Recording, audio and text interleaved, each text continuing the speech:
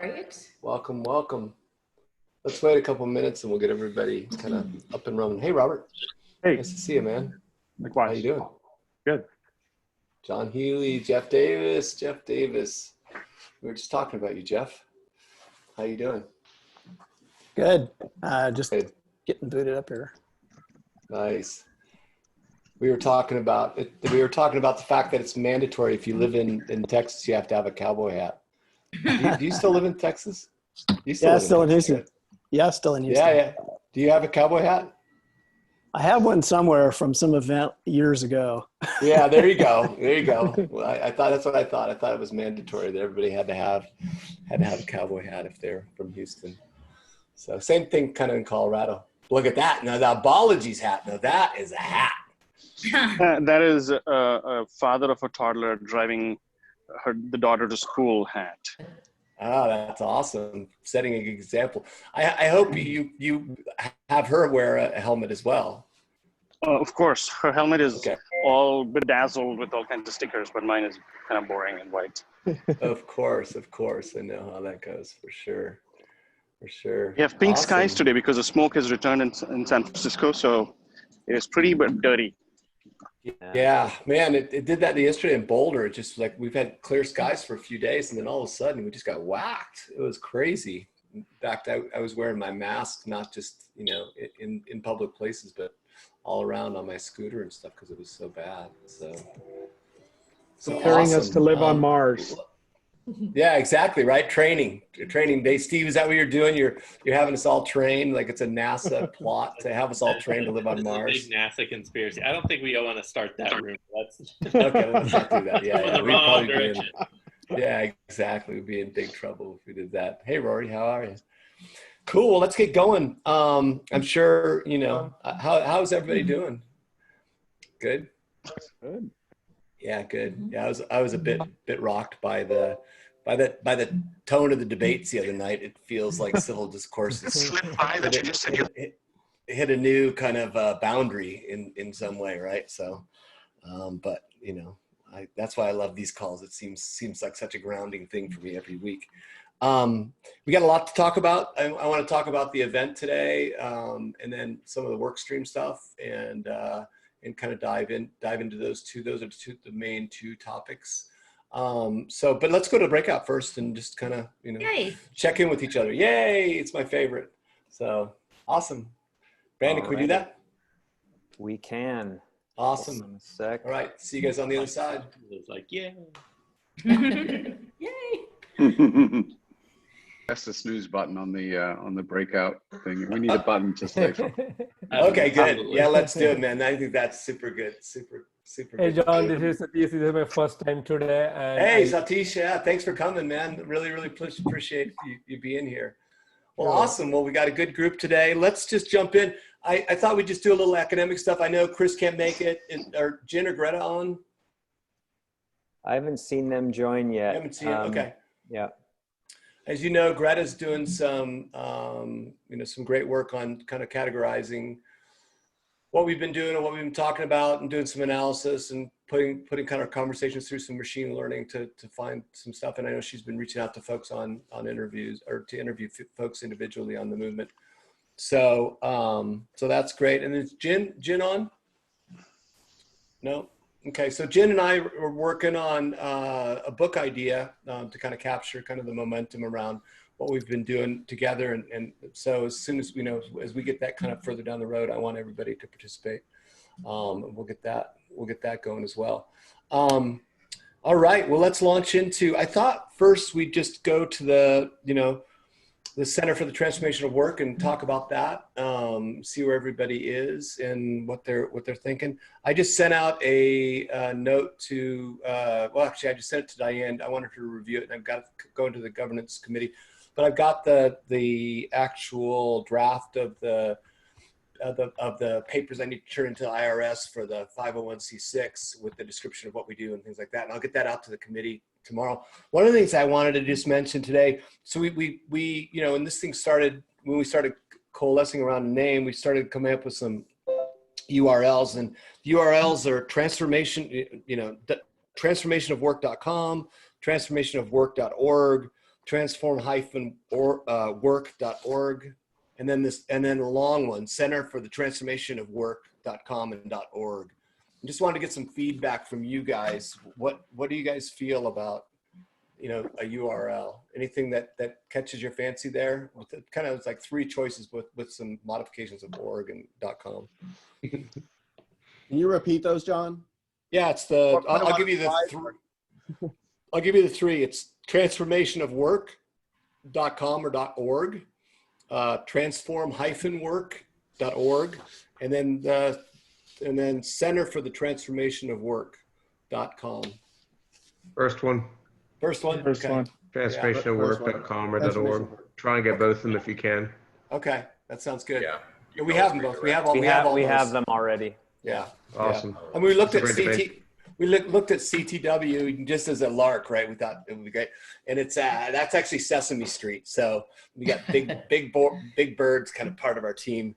Maybe instead of getting a llama on the call, like, you know, you can do, we can get Big Bird to show up every once in a while.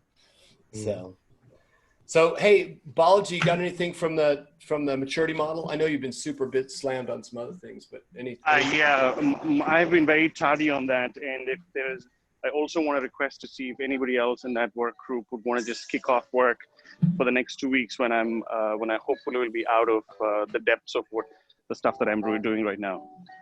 So I'll reach out to everybody on the team to see if anybody has some capacity. That'd be great. Okay, cool. That sounds good. Thanks. Mark Hanat, are you on the call? Mark could not make it today. Mark, okay. Mark's been awesome. He's been helping out a lot on the graphics for the event, and really appreciate that. So, and JC, you brought up a really good point to me in an email. I really appreciate it. Like, let's, you know, maybe it'd be great if somebody could try to create some standardization of you know, or at least a template for decks, so we could, when we start presenting decks, we can, you know, start to have a similar look. I mean, I don't think it has to be totally perfected right now, but, you know, just something to start the journey towards a brand identity. Yeah. John, I just got one quick update. Yeah, Jeff. On the education group. So we had the model you saw, I guess, last week. And yeah, what we've moved forward on, as well as a draft, is Roland and I took his 10 steps to success that you saw. Yeah. And we mapped them into the learn, experiment, build, scale model. Oh, that's awesome. And we've put it back out to the group for a draft. So that was just yesterday. So we're going to iterate that some and try to capture the steps you need in each of the 4 phases, both for success and barriers, and see how it turns out. I love that. I think that's great. It'll be great to get that. And then it'll be really great to start mapping kind of use cases, right? Cases against those, and see, you know, to show kind of, to highlight some of the things that have happened in the marketplace. Great. All right. And then Mary Milano said she couldn't make it. Anybody else from the playbook, committee or work stream that wants to talk? Yeah, we actually took a similar approach with that, playing off of that playbook that you put together back in 1999. Yeah, no, that same framework, I think, applied well, and that we're just guiding the playbook across that. So thinking of those as columns, now we're building out the fidelity on what the rows might be. So, like, you know, what's the construct of a playbook across each of those 4 phases? I think the ones that you offered up in the white paper were valid, but probably just a little too broad, right? Culture. And so we're just adding fidelity to that. And so I think that'll fit well with what I just heard. That's great. No, I think that's really good. I love the fact that we've all kind of gone off on our own work streams and now we're just trying to even finding common ground without even talking, right? That's going to be really fun to see kind of where the Venn diagram, where the overlaps are. Okay, cool. So Ashley, are you on the marketing? Hey there. Hi. Hey. Yeah, so the marketing work stream, we meet every 2 weeks, which maybe we'll have to revisit depending on how productivity goes. But I did have a conversation with Mary right before this call, and she had some really good ideas that I want to talk about with the marketing work stream around personas, and maybe looking at the use cases that we'll use to, like, in a 3D way instead of a 2D way, you know, just instead of using use cases and case studies and testimonials, is there a way we can capture the persona instead? So we're really looking forward to having the team lead conversation next week, because the playbook work stream, the education work stream, and the business model work stream are going to inform a lot of what our group does. Yeah. No, that's great, Ashley. Well, we really appreciate it. And Ashley mentioned that, you know, I thought it was such a great idea to get the heads of the work streams together, the folks that are running them. And we're shooting for next Tuesday at 2, I think, right? That's kind of the name. I haven't sent that out as a kind of final, but anybody else who wants to join that, feel free to join. Just shoot me a note, and happy to include anybody on that. And then anything on the development side of things? So maybe this is something we can talk on our, hi everyone, on our heads call. I've been trying to actually schedule our first kickoff call. I think Sheila signed up. I remember, John, you were saying a few weeks back that you were hoping to be involved. We can absolutely involve you or not. Yeah, I'd love to. And I was trying to schedule that. So okay, cool. I think in your inbox you might have some times proposed by me to schedule it with a plan. But essentially, you know, to kick off the group in terms of finding funding or sources of funding, you know, we want to define the criteria around, you know, what exactly are the sectors and the specific causes that we define ourselves to be in the group, whether it's research, advocacy, public policy analysis, management advisory. I think it's a number of things. Creation of the prospect list of foundations and sources of funding. And how are we going to do, what's our approach to start a pipeline management activity around that, and creation of some materials. And I'm sure some of the other work streams and marketing or other, and the white papers are being created. I'm sure we can repurpose some of that as we create a deck for fundraising. That sounds great. Yeah, I had a great conversation. Is Brian Pena on today? No, Brian and I had a really good conversation, and I would encourage you to get Brian involved in that. So Brian actually ran the efforts at SIA for the whole gig economy, and created the council. And we talked about, you know, ways that he created that. So I think it'd be really great if Brian got involved in that. And just, I thought Brian might not make it, but we also had a really great conversation. He's in the midst of doing the research on the credentialing, you know, for platforms, that have about 25 different, you know, metrics that he's starting to develop. He'll have some stuff to report out next week from the committee and what's being developed from a credentialing workflow. Hey, San, any updates on the business plan? I really liked the work you guys did last week, and the presentation was really good. I know you were on the call, but we're in the midst of an interview or something. So thanks for yeah, hello everyone. Sure thing. Hello everyone. Yeah, I mean, I think we do have a bit of an update today. You know, at the outset, you know, the business model workstream committed to building a human-centric model. And in a way, we sort of have been thinking about, I mean, on our first conversation, we said, what if a business model, you know, could also be a movement? And that's been our North Star all the way. And so what we presented last week was really built on sort of valuing human potential. And every week we've met and asked some really difficult questions. So we sent out a survey last week. We got some feedback. I'd encourage everybody on the call to take part in it, because we're really trying to make sure that the business model kind of gets all of your inputs. But we were challenged to balance the needs of the demand side. So if I can just share, I'll just share the quick update from this week, but which is obviously a fair ask, right? We're talking about a marketplace. We're talking about buy side, sell side.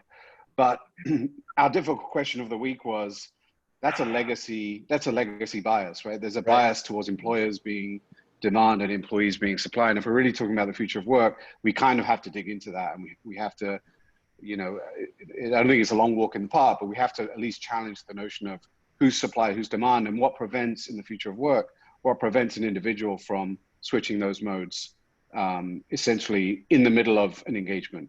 And so that's the, if I can get, yeah, thanks. That's the question we're asking this week. We're not going to do a survey, but we'll just kind of let you know. We do have an ask though. So this week's framework is really can we create a single organizing principle that is relevant for both demand side and supply side that allows that kind of hypothesis on value to essentially pivot within the business model. So we're taking all of the questions that we've been asking from Framework Zero and applying them to both, and seeing if, as we approach the top, we can kind of create one answer, essentially create full alignment. As part of that, we've got an ask. We want to do 16 demand side interviews, and we want to take that sort of single hypothesis and test and shape it with people outside of OA. So the ask is an obvious one, which is legacy definition of demand side. Can we get the community to tee up 16 conversations? And the second part of that ask is, can we actually hack the summit, either by having a speed date session specifically with people coming, or a group session where we can put essentially a panel together, but it's a panel where we ask employers about these hypotheses and how valuable they are. And we may test a few with them and get the feedback. As we know with any startup, like that's the first step in product, is get it into the hands of the actual customers and start to listen. And that's what we're ready to do. That's awesome. I really love this, and let's make sure that happens in the summit in a couple of weeks. Thanks, Sam. Really, really appreciate that. I think one of the things that I found really interesting, I know some of the platforms have an interesting model, that would be interesting to get their perspective from. I had a conversation with Ryan, and I know Ryan can't be on the call today from Communo, but one of the things that happens on the Communo platform that I'm familiar with is, they have the ability for small agencies to be on the supply side, right? To find work from larger companies, but then those supply side groups also dip into the platform to actually find other folks to fill out their teams. So there's kind of this permeable, kind of, membrane that people go back and forth between both demand and supply side. And I think that's a really, really interesting thing. The other thing that would be really interesting to see, and again, I think I talked about it a little bit. I don't know, is Becky on from Gabaya? No. So Becky, I think I mentioned it. Becky and I had a great conversation, and their platform's in Addis Ababa. And I thought what was really interesting is that from the conversation we had, the way I understood it is they started as an actual upskilling platform for Africans trying to build technical skills. But as they've got more momentum, then all of a sudden people like Ethiopian Airlines have come in and said, hey, now that you've got people trained, are some of those people hireable? Like what how do we place them? And so I'm really intrigued by the idea, can we really look at how do we help people upskill and work? Like, is there a tighter cycle there, right? Is there a ability to understand, like, I just did this project Steve and I talked about the other day, right? It's like,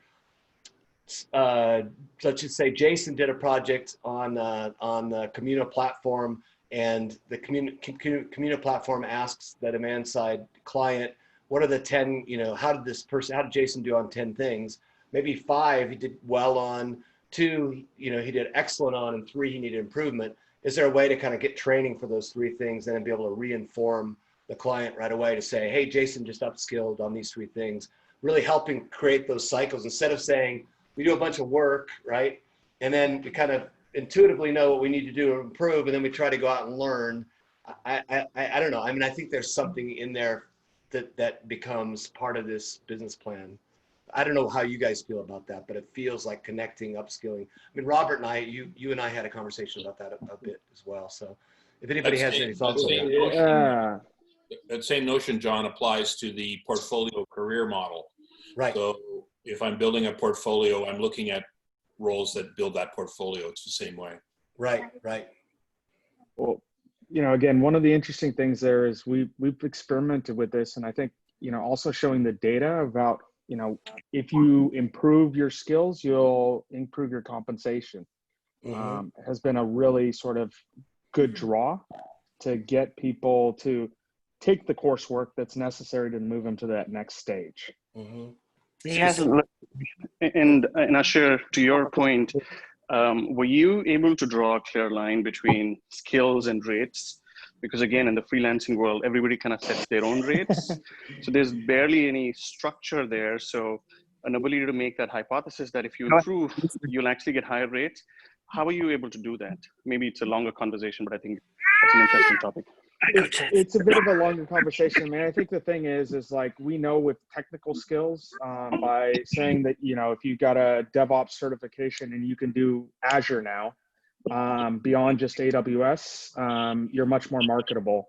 And so we're using the data set that we have for the hired contractors we do through our platform, but on a grander scale, right? If you think about the community of platforms that are represented here, I mean, we've all got nuggets of that data where, you know, someone with this skill set, and I'll just pick on Azure a little bit, right?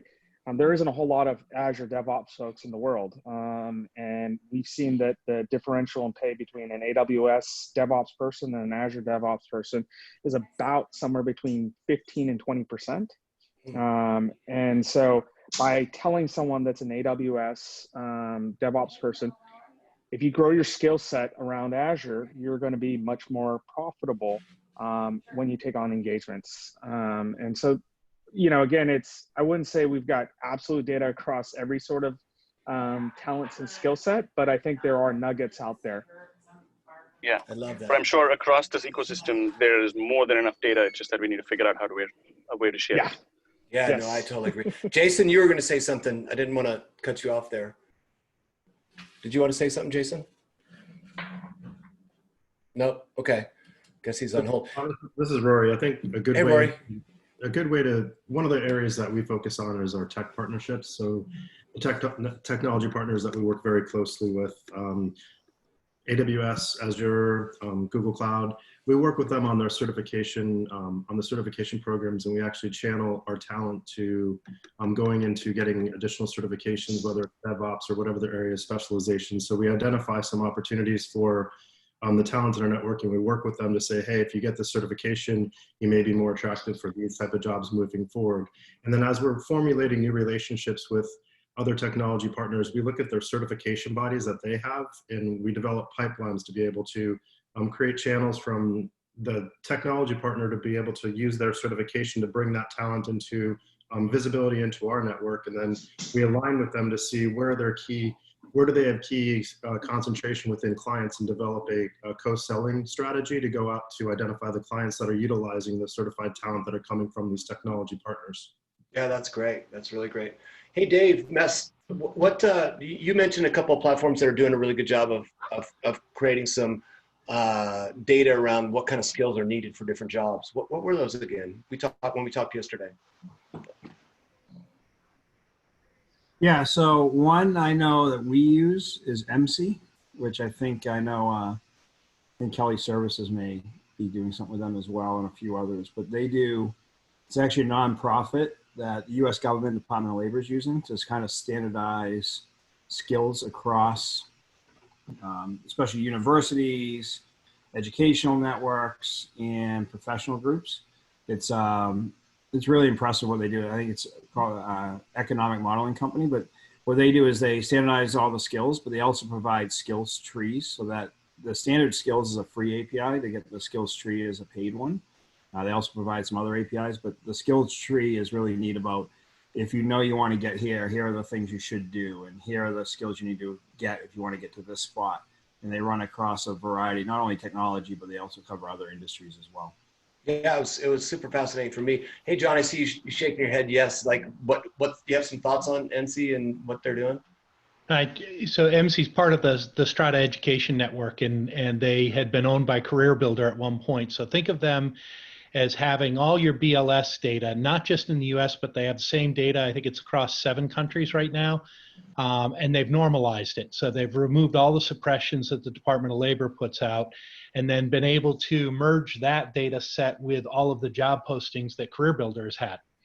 And so that's where they've been training their machine learning and the AI engines underneath that for 6 or 7 years now. So wow.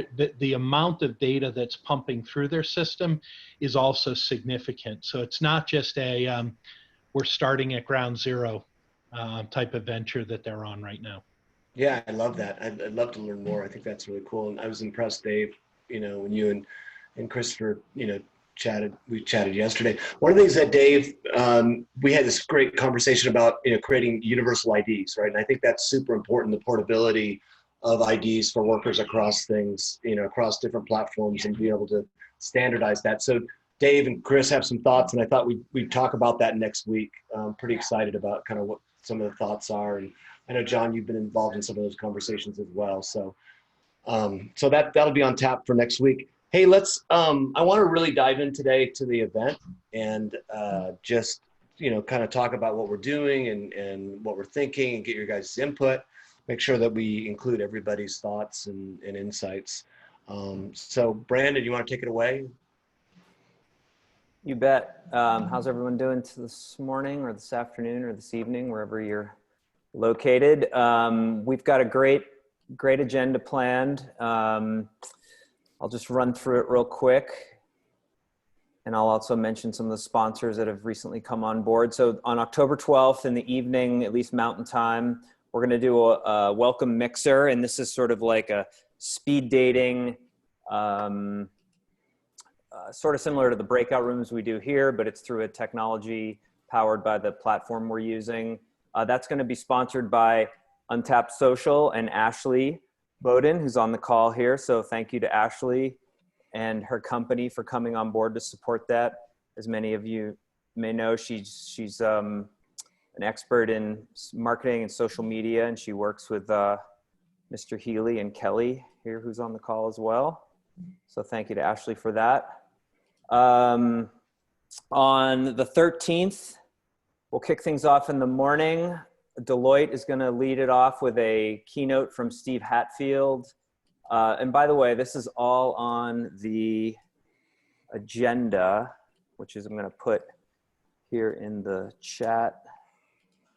So you guys could open that. I guess I could share my screen too, but I'll let you guys look at that if you want to look at it. So we'll kick it off with Steve Hatfield, and then we've got academic insights from Chris Stanton and Greta from Oxford. So that should be a really great chat between those two. They're going to talk about their latest research and academic findings.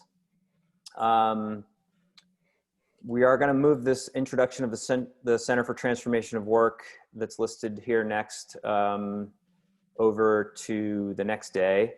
Diane is going to kick off the next panel with creating the right culture, and we're working on a great panel for that as well. And then we'll kind of end the day with Balaji and Mike Tushman talking about the extension of the Deloitte case study. And then we'll wrap that up with a Q&A and then a speaker roundtable from all the speakers that were present in the morning. Day 2, we're going to kick it off with Mr. Steve.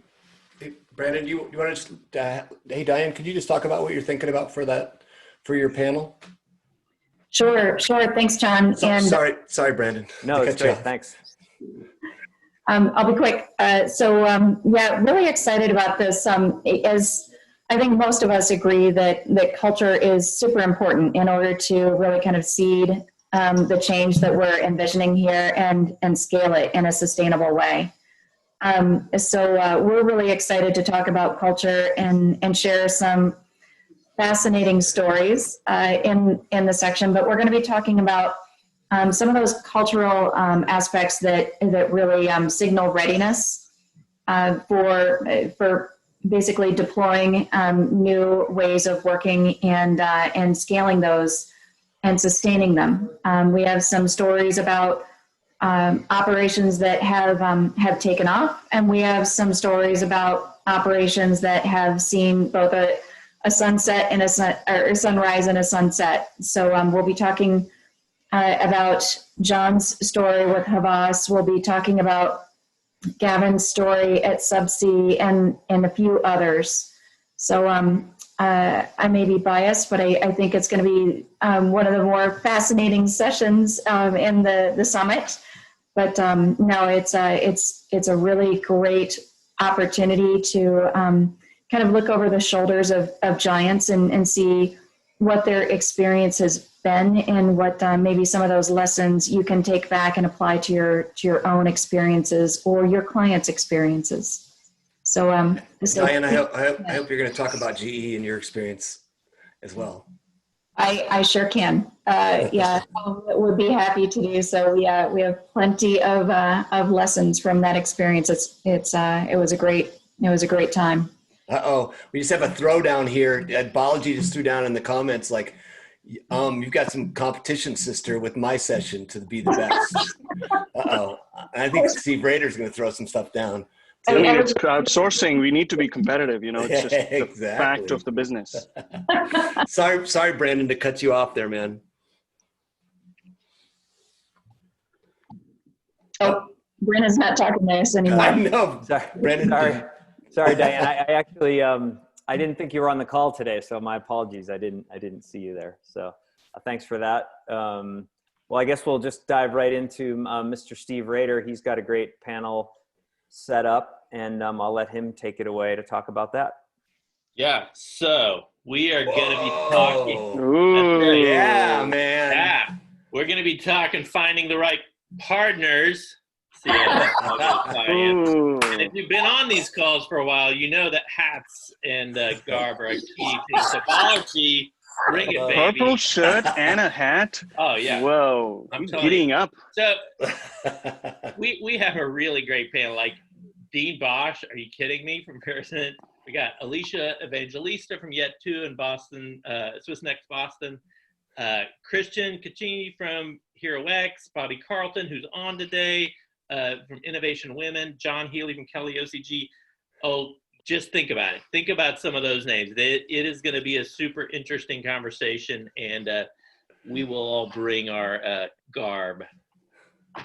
See you in the corral, Steve. See you in the corral. I love it. We're going to have a theme song. Well, then that will bring up Mr. Balaji Bandili on creating the right organization. And we talked a little bit about that yesterday, and we're dialing that in. I don't know if Balaji, you want to talk about that at all? Sure. The expectation is we'll pick about 4 different marketplaces, have a quick conversation between a representative of the marketplace and their favorite client for about 10 minutes each. And then at the end of it, I'll have an interaction with the 4 clients just to say, how did you get to where you are, and what are the learnings and lessons that you want to share to your peers across other enterprises that want to do what you do, but either don't have a path or just have concerns or questions. And equally, what do they want from the marketplaces for them to scale 10x or 100x the impact that they are generating within their company. I promise it will be it won't be as much fun, but it'll be extremely useful session. If Steve is showing up with hats, I'm going to prepare my crew to come in with shoes. Ooh, I like it. Both ends of the spectrum. I love it. We got it covered. That's great. A warning to your panel, right? They do know that, like, what the bar you set on shoes does, right? I mean, and we'll prepare. We'll all be at the same level. I think Balaji's actually seeking their shoe sizes and is going to actually place an order on Grailed. He's actually spending some time on Grailed. Yeah, I mean, everybody should wear. Everybody must wear at least some Texan, should be Python pink shoes. It could be cool. Healy makes a good point, though. If you're going to be showing shoes, that means everybody's got to wear pants, and on Zoom, that's a much higher bar. That's a big bar. That's a big bar, for sure. We should see if we could do the whole summit without face pictures, but just shoe pictures. I love it. Looking at each other's shoes. That's awesome. Perfect. Talking shoes, I hope. Little faces drawn on them, and we can do a little play role. That sounds good. Yeah. Sorry, Brandon, we're taking away your no problem. Your No problem. stuff. No, this is par for the course with you guys. So we'll wrap that day up with another roundtable. Actually, Jin from the lab and John will do a wrap up at the end of the day and talk about sort of like what's the future, what are we seeing, and where are we headed, and then we'll wrap that up with a roundtable from day 2, and that'll be it. So it'll be 8 hours over 2 days, an additional hour if you count the the cocktail hour on the 12th. And so we really look forward to having you all there. And the big ask today is to grab yourself a ticket and share this information with your network to help get the word out. So grab the URL, grab the graphic, stick it in your LinkedIn, Twitter, and please spread the word, because we want to get the best and brightest in the room to have these conversations with us. So, hey, Brandon, let's make sure we're going to introduce the CTW as well. And San, I'd love for you to be involved in that. I think you've done a great job on the business plan side, and it'd be great. Let's talk about if you're willing to do that. It'd be great to kind of get some point of view, and then have some of the work stream leaders just talk a little bit about what's going on and what we're thinking. I think we've got that slotted for the second day, right? Yeah, we're going to move. We have it listed right now on the site as the first day, but we're going to move it to the second day after that conversation we had yesterday. And then I just wanted to give thanks to some new sponsors. We've got Indigo Pre-Media, which is one of Mark Honnett's companies, helping out with some assets for social media and marketing. And Oren at NetShirt has come on board to sponsor a panel as well. He's not on today, but wanted to thank him. And then, you know, we still have room for one more sponsor on a panel. So if anyone's interested, just reach out to me. We'd love your support. And of course, have to thank Deloitte for the title sponsorship. So that's all I got. All right, Brandon, that's awesome. Any thoughts you guys have experienced? I mean, all of us by now have gone to, you know, probably one or two at least, you know, sessions or conferences. Any thoughts on how to make this really a great couple days? Besides shoes from Balaji and hats from Steve. Live music breaks are always fun. That's a good idea. I like that. We piped in some musicians on the last one that I was a panelist on. That's a really good idea. Okay. John, it's Sheila. One thing that I, Oh. okay, go ahead, Sheila. After you, Stephanie. I can wait. I remember attending a virtual event a couple months ago, and for engagement, what they had done at the end of every panel, they sent a live question using the Zoom software where everyone could respond a question with multiple choice, and then they would show the results right away. And that was kind of interesting to poll live the session, the group. Yeah, that's a cool idea. Yeah, I don't know if the software around the world has the polling, the instant polling. Does it? You can actually, as a speaker, you can create a poll on the fly. Like if you just had an idea and you wanted to get a quick take on people's thoughts, you can actually create the poll with just a few keystrokes and have it go live, and it'll show the results within a few seconds. So it's pretty nice. Yeah. You can't preload it. You have to create it while you're talking, but it's pretty simple.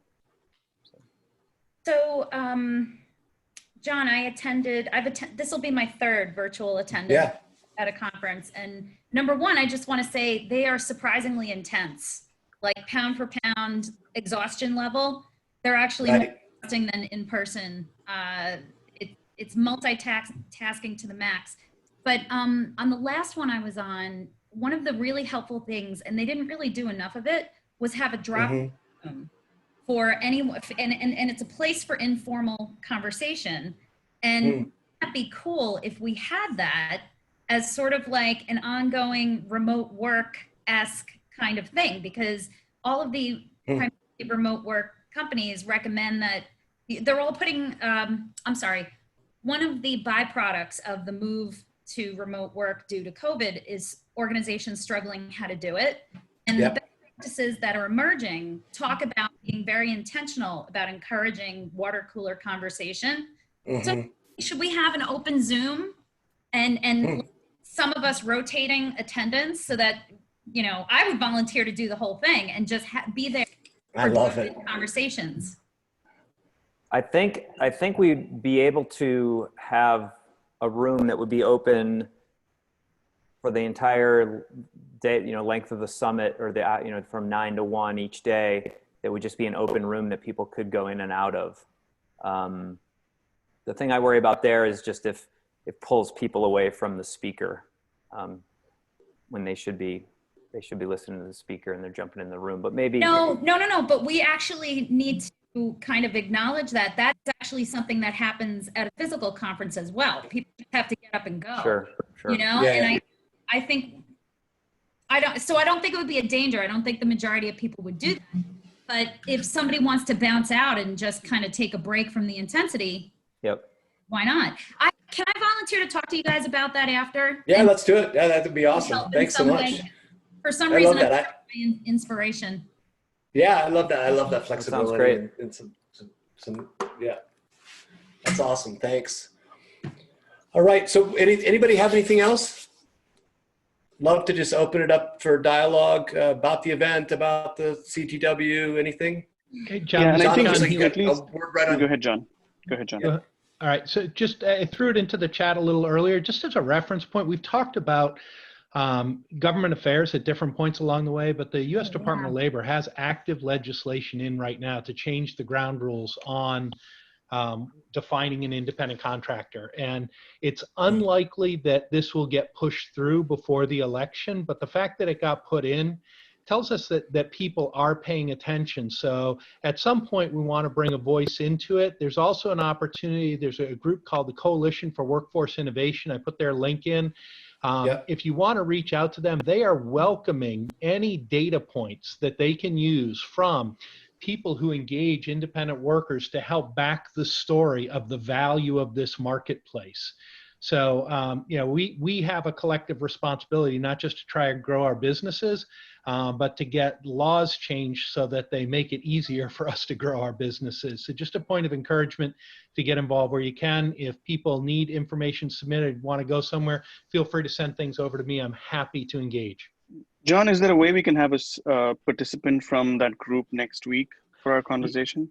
Yeah, so I actually introduced him to John online yesterday. Evan Armstrong was going to join us today. He hasn't been able to make it, but he is invited onto these calls, and he will be attending the summit.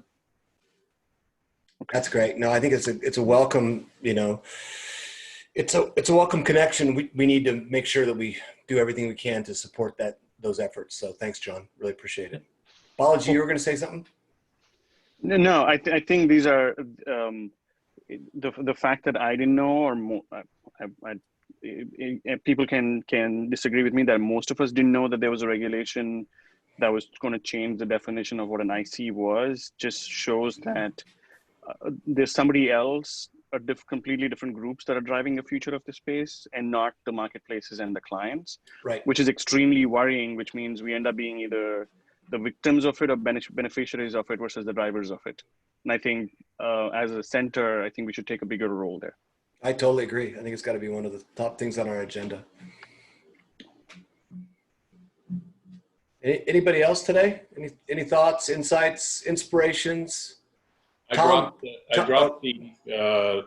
the note in about everybody posting in LinkedIn. It really worked. I posted in LinkedIn and I got lots of hits, and then 7 signups so far. People have told me they signed up. Oh, that's awesome. Thanks a lot. Yeah, I would encourage that too. Awesome. And I think, you know, one of the things that came up in a conversation the other day, and I talked to Chuck about it for a sec, I think we should form a private, you know, LinkedIn group for this group as well. I think it would be good. Is that something everybody wants to do? Would that be good? It's a great idea. Okay. John, I've also seen private Slack channels work really well for this size of group. Great. Thanks, Stephen. Yeah, let's do that too. We could easily do that. Yeah, that'd be awesome. That'd be awesome. Particularly since Slack has now just purchased that that company that's going to be doing the personnel profile. So they're pulling personnel profile and Slack together into one space. So that's going to be a new direction for them. I think that'll be a cool way to go. John, it'd be great to hear from some of the first timers that. Yeah, for sure. You know, yeah, Satish, why don't you kick it off? This is your first one. Yeah, hi everyone. This is Satish from Glider.ai. It was amazing to see how diverse the topic is covered in this, and you're on a path of supporting this freelance and gig marketplace. I'm just so much blown away by this. I've been listening so far, and I would love to contribute in what you guys are doing. So thank you for inviting me to this. Yeah, thanks for being here, Satish. Anybody else who's new this week? I am. Hi. Hey, Ritika. Hello. Hi, John. I already know Brandon, and I've met a few of you guys before. I've been working with Mark. He's my colleague. I've been working with him on one of the work streams about the open talent economy. I've been doing the graphics of it, and I've been working with Brandon doing some comms for the summit. And I kind of know what you guys did, but this has been super fun, and I have enjoyed every minute of it. Thanks for being here. Really appreciate it. Anybody else? Thanks. Yeah, I suppose I should go too. Yeah, Alicia. Yeah. So I'm Alicia Evangelista. I've been working with Steve Rader had been working with Steve Rader for years through an independent consulting firm. And I'm pretty sure he invited me here on the strength of my name because he likes to say it a lot. But I'll be one of the panelists. I guess it's on the 14th. So I'm looking forward to talking more to everyone there, but it's been wonderful to be part of this. So thank you so much for. And Alicia's amazing. I mean, it's not just, it is the coolest name to say. It just comes off the tongue, but she is amazing and matches her name. So that's awesome. Have you, Alicia, have you selected your hat yet? Do you have your cowboy hat? It's going to be really hard to find a cowboy hat in Boston. I think I'm going to have to crowdsource this. There you go. There you go. I found a good one the other day on Etsy. So there's some really cool ones. So just a suggestion. Yeah. Bobby, are you on? Yep, I'm here. Hi, my name is Bobby Carlton. I'm the founder of Innovation Women and actually 2 other companies, and I bought 2 other companies over the summer. So I don't know exactly what I'm doing, but I am also going to be on Steve's partner panel, and I will also be crowdsourcing a hat as I left my cowboy hat in Texas last year. Oh man, trouble. So, yep, it's and I didn't get back this year to pick it up again. So no South by Southwest, I'm afraid. So I've been so amazed at all these conversations, and this is awesome. Steve, you are right. These are my people. I don't know where you guys have been all my life, but well, welcome. So pleased to be here. Thank you. Yeah. All right. Anybody else? Yeah, I'm also new. I'm Ryan. How are you guys? Hey, Ryan. I'm in Texas, so maybe I could pick up your hat for you. Awesome. Yeah, I'm in oil and gas, and this just like Bobby, I think you are the type of people that I'm looking to communicate with, and I like the dev team. I've already reached out to Stephanie. I think that's a good team to join. Yeah, great. That'd be awesome. Thank you so much, Thanks, Ryan. Ryan. Really appreciate that. Yeah, I think more participation, the better. So. And this is Bassanio. I'm not new, but it's been a while, man. Welcome back. It's been a long time. It has. Hey, I put in the chat the amount of execution that's going on now from the first calls to now is so amazing to see, and how organized you guys are as a group. Because towards the end of my tenure on these calls, that was the subject. Everybody's like, all right, what are we going to do? So the fact I'm seeing this, and I talked to Steve last week, and I'm like, man, I got to get back on these calls. And it's been exciting today to just see how far we've come from the initial genesis of this idea in this group. It's incredible. Yeah, well, that's really great. Sometimes I think, thanks so much for that. Sometimes I think when you're in something, right, you can't see the forest for the trees. And I really appreciate that. I feel the same way. I'm just in awe every time we have these meetings, and just so grateful for everybody on these calls. We've made a lot of momentum, and I think there's a lot more that we need to do together ahead, right? And it's going to be a lot of difficult work, as John pointed out, with legislation and the changing dynamics in the marketplace. But I'm sure we can accomplish anything with this amazing group that we've kind of created together. So thanks for coming back, man. Good to see you again. So. Anything else? Ray, you have any words of wisdom? You always have some words of wisdom out there, man. I think you're on. I haven't been here for a while, and I just feel like stepping away for a couple of weeks and then being able to step back in. It just feels really great to actually have a felt sense that the energy and momentum is just building and gaining in every call that I'm in. It just feels really like the team is pulling together. And so it just gets me really psyched. Always makes me feel better. Always better, never worse. That's awesome. Hey, John, I just want to note that live music suggestion, I'm seeing a guitar in Tom background, in Tom Malley's background. Exactly. You got your band, like. We do. I think that's right. That's what I was going to say too. I like it. That Tom, or you may be up for something like that? Purely cosmetic. Okay. I've got a couple moves, but I'm sure, there's in a crowd this big, there's always somebody that would just embarrass the hell out of me. So I'll be last to speak, but if you do need some comic relief, I might be up for that. Well, that's awesome. Well, thanks, Tom. I appreciate it. Well, let's think about that. Let's think about the live music side of things. Anything else before we kind of turn it over? Nothing? Wow. Okay. I love you guys. Thanks for being here. And as always, exciting stuff to come. Make sure you sign up for the event. We want to make sure we have this kind of broader dialogue, have a little bit more time to do it. And if you guys have any suggestions on the event, reach out to me or Brandon or Balaji, Steve and Diane, and we need the most input we can, and we want to make this as good as it can be. And then also on the CTW, lots and lots of work ahead on that. And I really appreciate everybody's patience on my slowness on the governance committee, but I promise this afternoon I'll get something out to you guys with all the documents for you guys to review and give input on. But thanks again for everything, and we'll see you guys next Thursday. Have a wonderful end of the week and a great weekend. Talk to you soon. Good, John. Ciao. Hey, Take care. Bye-bye. Awesome. Thanks, everyone.